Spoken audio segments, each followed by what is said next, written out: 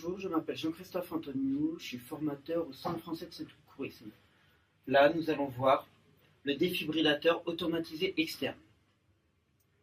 Cet appareil, vous le trouverez petit à petit dans tous les lieux publics, aussi bien centres commerciaux que gares, à côté des mairies, à côté des pharmacies.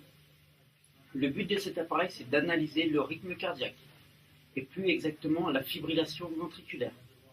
La fibrillation, c'est une organisation anarchique des cellules électriques du cœur.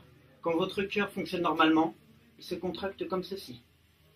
La fibrillation, votre cœur va se contracter comme ceci. Et l'appareil, lui, va reconnaître que la fibrillation ventriculaire. Il va, après avoir analysé la victime, le rythme cardiaque de la victime exactement, délivrer un courant électrique. Par l'intermédiaire des deux électrodes que vous trouverez. Les deux électrodes sont à usage unique. C'est-à-dire que quand on les a collées, on ne les décolle jamais de la victime et il n'y a qu'un médecin qui pourra éteindre l'appareil. Ensuite, vous trouverez un rasoir pour raser la victime. On ne lui fait pas un soin épilatoire, on lui rase juste la partie supérieure du thorax pour pouvoir coller l'électrode, faciliter l'analyse et la délivrance du courant électrique. Vous trouverez une paire de ciseaux pour pouvoir couper les vêtements de la victime.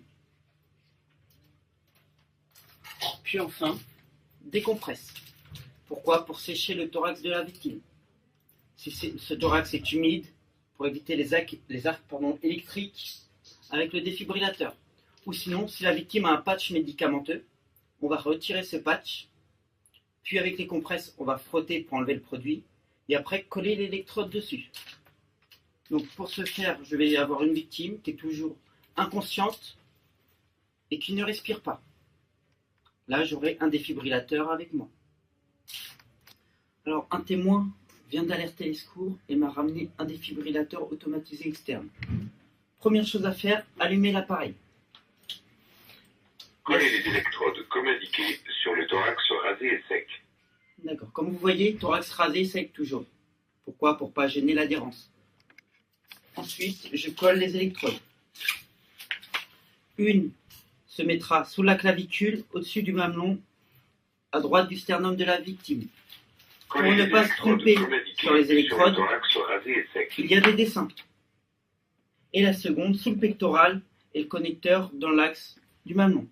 Une fois que c'est collé, je n'ai plus qu'à connecter Ne touchez pas le patient, analyse en cours. Comme vous voyez, l'appareil parle. Il me dit tout.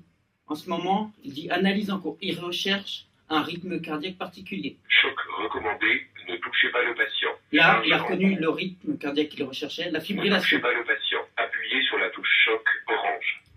À ce moment-là, pour délivrer le courant électrique, je dois appuyer sur le bouton choc, le bouton orange. Le patient, appuyez sur la touche choc orange. Ok. À ce moment-là, je regarde que personne ne touche la victime et j'appuie. Pratiquez alternativement 30 massages cardiaques et 2 ventilations jusqu'à réapparition de signes Comme de vous remarquez, circulation. le défibrillateur ne remplace pas le massage cardiaque et les insufflations. C'est en complément des deux, justement.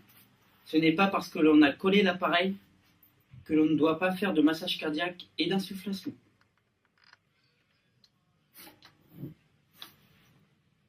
Collez les électrodes comme indiqué sur le thorax rasé et sec. Ne touchez pas le patient, appuyez sur la touche choc orange.